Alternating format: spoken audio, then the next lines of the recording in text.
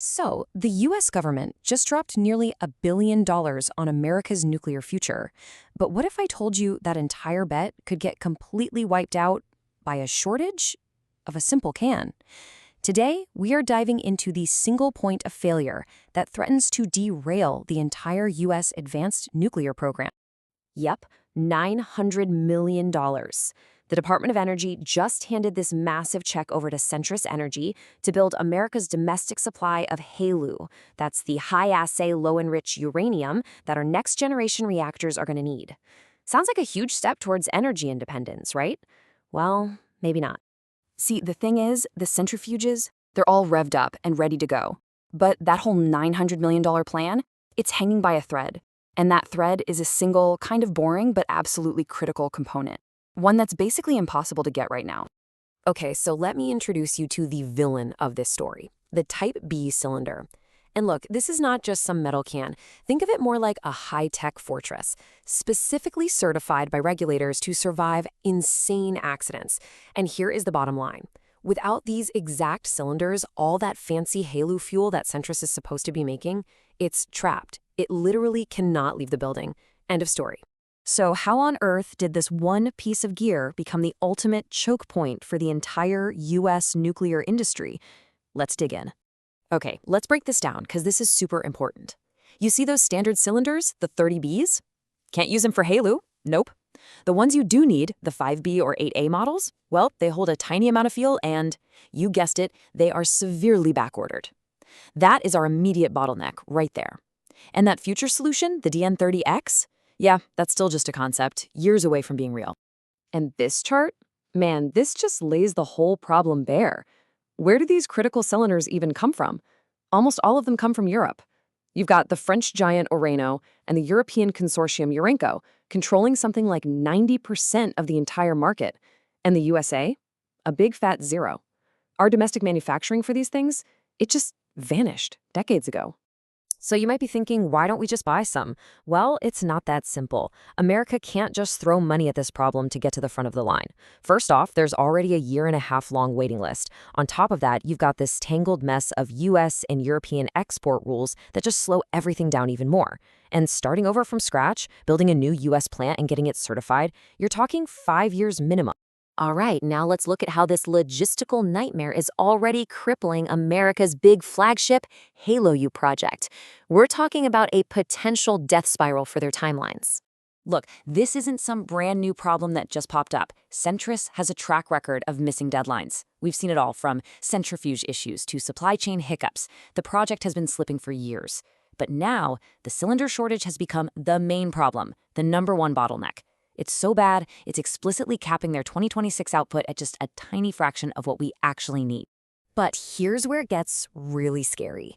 As bad as a simple supply shortage is, geopolitics is about to pour gasoline on this fire and turn a delay into a full-blown crisis. We have to talk about France. See, Orano, the company that makes most of these cylinders, is basically owned by the French government.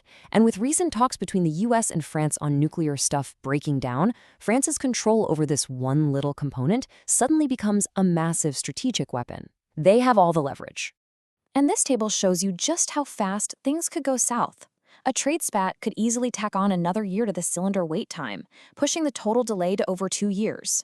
But it doesn't stop there. It would mess up shipping. It would mess up deconversion, which, by the way, also happens in Europe.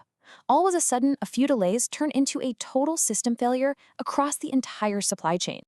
And this really brings us to the heart of the matter. This whole cylinder crisis, it's not the real problem.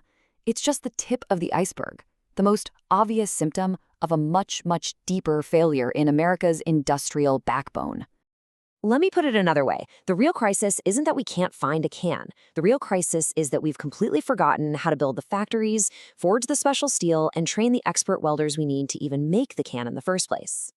It's what's called the qualification trap, and it's a perfect example of market failure. Think about it. Step 1.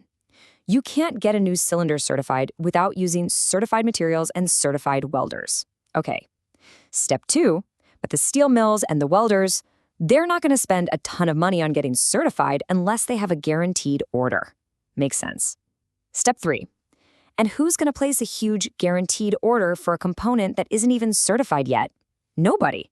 So what happens? You get a stalemate. Everyone just waits for someone else to move, and absolutely nothing gets built. And when you start peeling back the layers, you see this problem is everywhere. That special steel we need, we have to get it from foreign mills. Those critical valves and seals, probably coming from a single supplier overseas. And the master welders with the special N-stamp certification who know how to put it all together, that's a generation of skill that is basically retired. The entire ecosystem, it's just gone. Okay, so let's put it all together.